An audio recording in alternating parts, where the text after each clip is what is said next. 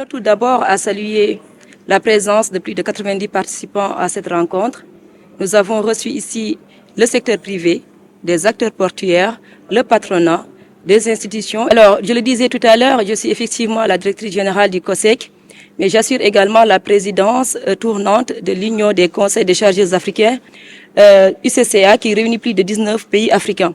Donc, déjà sur le plan régional, nous pourrons collaborer et coopérer avec l'ensemble des directeurs généraux des autres pays avec lesquels nous sommes en partenariat pour pouvoir voir comment impulser au niveau de nos pays respectifs en collaboration avec nos autorités pour que cet accord-là soit réellement mis en œuvre dans la réduction des coûts de transport, dans l'amélioration des infrastructures routières et multimodales, mais aussi avec un pan très important pour ce qui concerne le transport maritime.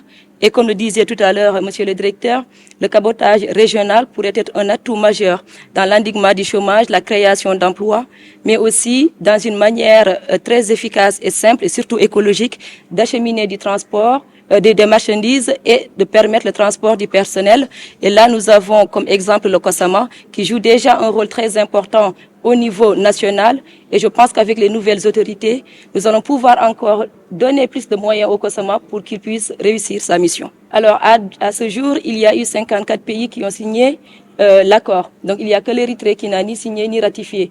Ce qui veut dire qu'il y a une conscience collective au niveau africain de l'intérêt qu'il y aurait à mettre en œuvre la ZLECAf. Et je pense que les pays commencent vraiment à s'approprier cet accord-là et tout mettre en œuvre. Effectivement, il faudra s'appuyer sur les autorités publiques, les décideurs de chaque pays pour pouvoir avancer. Et c'est en ce sens-là que nous allons véritablement coopérer avec nos homologues africains.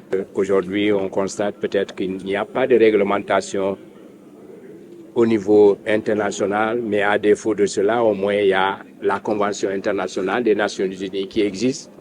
Et comme c'est le seul instrument juridique qui est là, qui nous permet au moins d'encadrer cette activité des chargeurs, mais également l'activité des importateurs et des exportateurs, que tous les pays puissent aller vers la ratification de cette convention.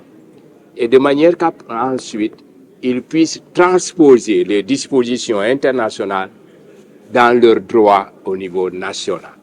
Il serait intéressant que tous ces pays membres de l'Union africaine, que chacun de nous dispose également de son dispositif.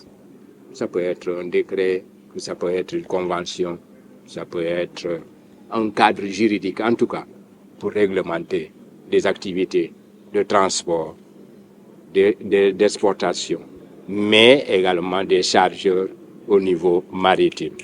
Que ce soit pour les produits, les marchandises de manière générale, mais également pour ce qui est des produits de la pêche.